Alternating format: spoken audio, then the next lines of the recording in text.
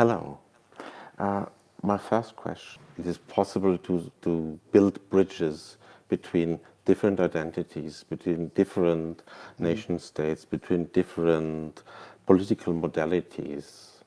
And from my understanding, glissant becomes ever more important, not only to creation, but also to politics, because of the archipelagization, so to speak, because we live in a world that has been dominated by the utopia of universalism, and glissant might constitute a possibility to leave this universalism for a spherical understanding of the world, meaning that we always live in one sphere that can interconnect with other spheres.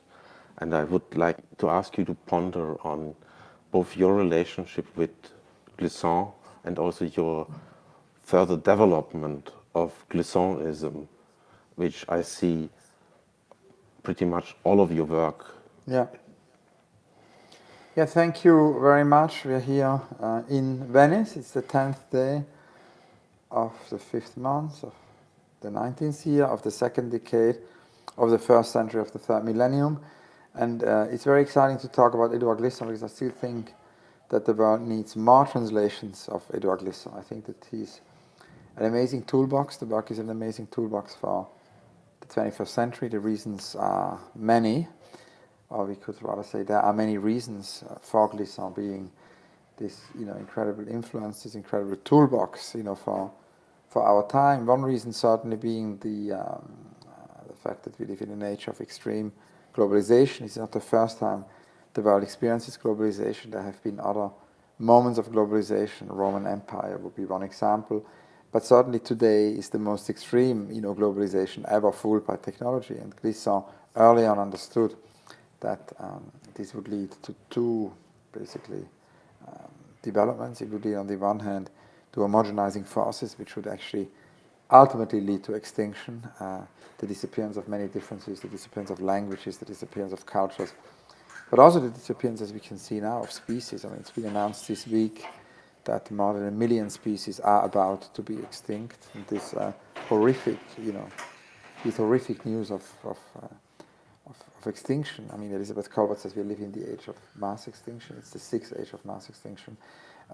It's certainly something Glissant always, talked about when he talked about the devastating impact of these homogenizing forces of globalization. But he also understood that actually the counter-reaction would be as devastating. The counter-reaction would lead to new forms of nationalism, new forms of racism, new forms of lack of tolerance.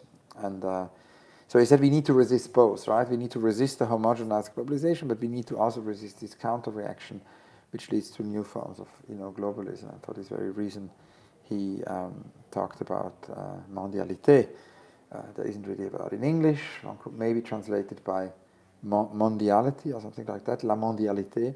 And la mondialité is a global dialogue, which, actually means to engage in a global dialogue, but to resist these homogenizing forces, to find new forms to find new negotiations, right? And that's exactly what I think we need to think about every day when we work, I curate, or basically how can every project make a contribution to mondialité, can somehow help with that. Now, obviously, Glissant, and it's interesting in Venice, to talk about the archipelago, because this biennial 2019 is a particularly strong example of an archipelagic condition, because there are so many, not only national pavilions like the extraordinary Lithuanian pavilion, many others are, basically not in the Giardini, not in the Arsenale, they're off-site, but also many exhibitions this year happen actually, in the city, and so for the visitor, is really visiting an archipelago of exhibition. It's not a centralized, it's not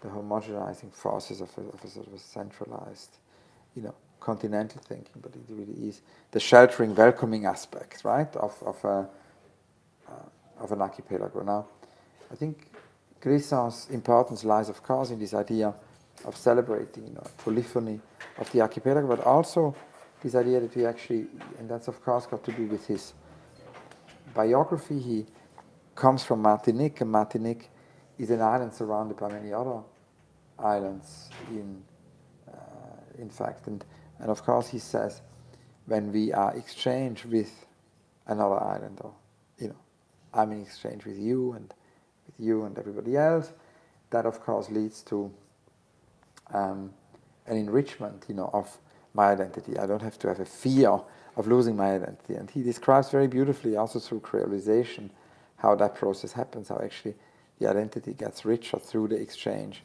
with the other island. Actually, this idea of not having fear of this extent, of this exchange, seems to be a very crucial aspect of our world today. Another aspect, I think, in Glissant is, of course, that he also, as a public intellectual, thought very much about not just only, how to write books and how to think, but actually how these books could be toolboxes in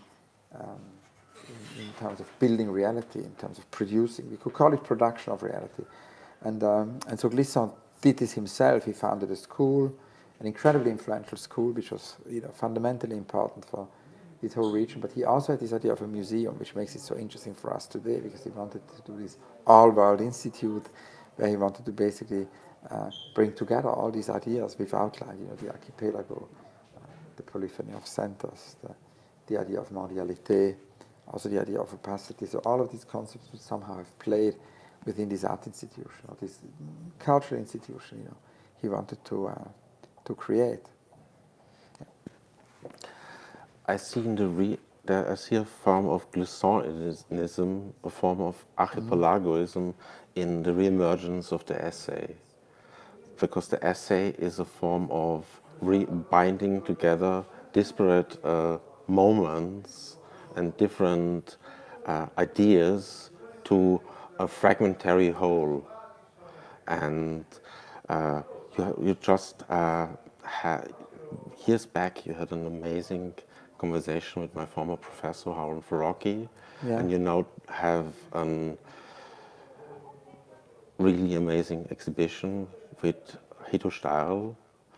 And I see also, especially in the public program that Hito is doing, where she's going and engaging with a public that is not normally tackled with, that is very often let go, that is pushed into the invisible and not seen in the art world. And I see this. I see a moment in creation that I see like three steps, like starting with object-based creation, that then went on to idea-based creation, and I see on the horizon moments of solution finding creation, and making things possible, and making things visible, which is a very Brechtian thermo again. So I would just like to ask you about the possibility of creating solutions and creating possibilities if you can't make a solution. Yeah, it's several questions in one. I mean, the idea of, you mentioned Hito Steirl's exhibition, you of course refer to the walks, to this idea that the exhibition, continues in the city.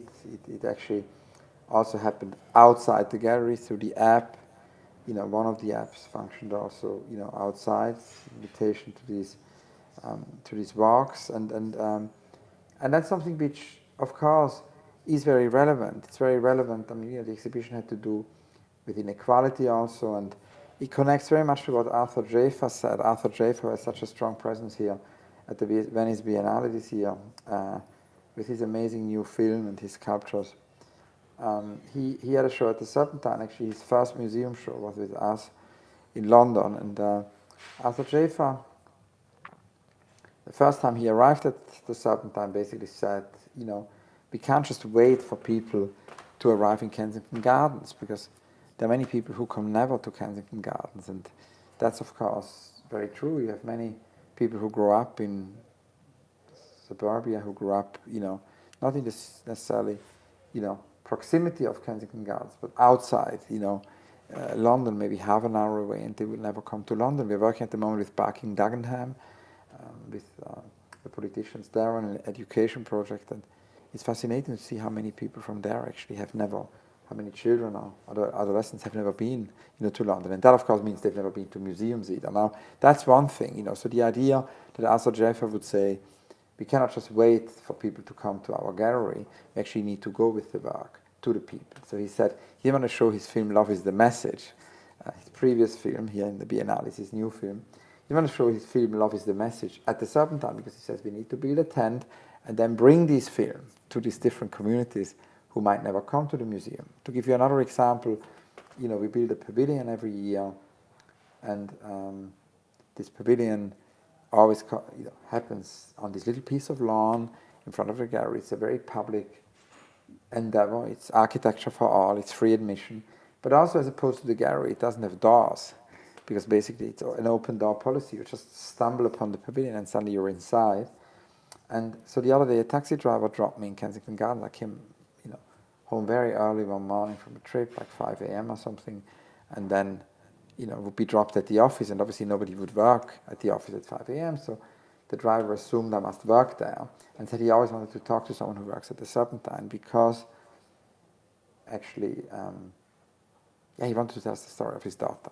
And his daughter came with him on a walk one Sunday, and all of a sudden the daughter ran into the pavilion. He had to go and fetch her and to continue the walk, and he wanted to thank us because he said the daughter had an epiphany. She suddenly said, I want to study architecture later. The father says she now reads architecture books all the time. So she had a kind of a transformative experience. Now it's interesting that what happened afterwards, because I said, did you visit the exhibitions? And he said, no. And I said, why? Because we have free admission. Of course, free admission, for exhibitions in the Society of Inequality is the baseline. We need to make it accessible for everyone. But as you can see from what he told me, it's not enough, because he said, no, he didn't come to the gallery. He would just have visited the pavilion because you stumble upon it. But he didn't come to the gallery. And so I said, why? And then there was a silence, and he all of a sudden said, actually, museums and exhibitions, that's not for people like me, right? So there is this barrier of many people in society thinking that it's not for them.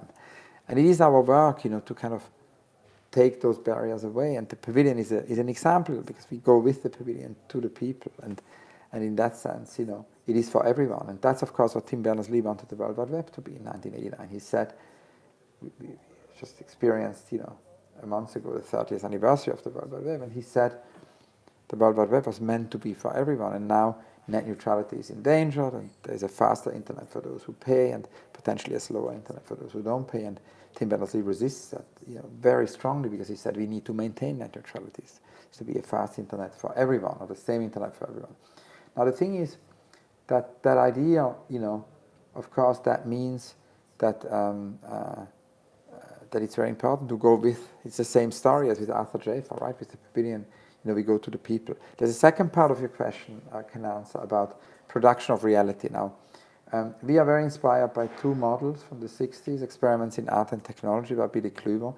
In the 1960s, Billy Kluver brought artists and engineers together, as well as the APG, the Artist Placement Group of John Latham and Barbara Stevini.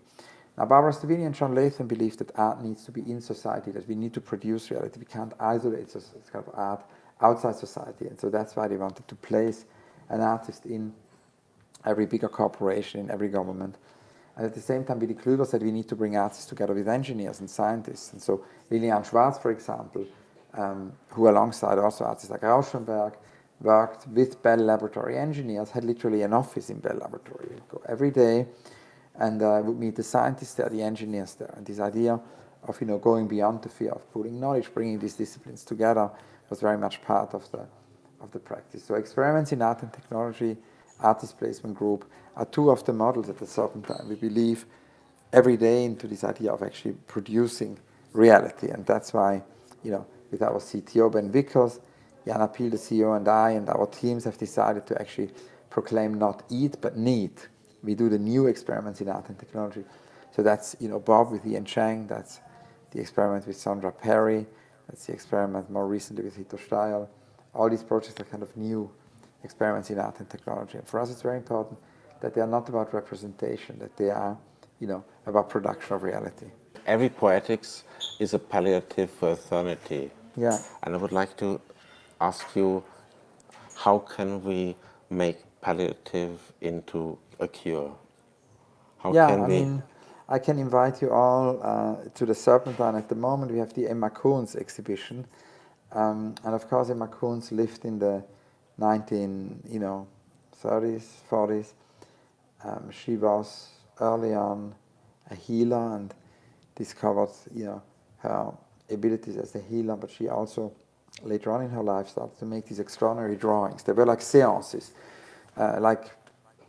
today, Ben Vickers and I would call it algo seances, but I suppose in her case it was, quite analog seances, because she would just take a piece of paper and start to draw for 24 hours, 48 hours until the drawing was finished. That's why very often on the drawings we have like little coffee drops or little coffee stains, because in a way, she would need a lot of coffee. It was fooled by coffee because she couldn't sleep. She had to do these drawings basically non-stop. And these drawings are truly extraordinary because they were not meant to be autonomous artworks. In a similar way to Hilma af Klint, they come from outside. It's kind of like a spiritual geometry which comes from, outside the art world. And she wasn't even sort of, exhibiting these works a lot. She just had a practice as a healer. She found the radiating quality, the healing quality of this stone ion in Würenlos, which still is produced until today. And for me, it was one of the first artworks I saw, because at my parents' home, I saw these packages of iron with Emma Kunz's drawing. She developed the logo.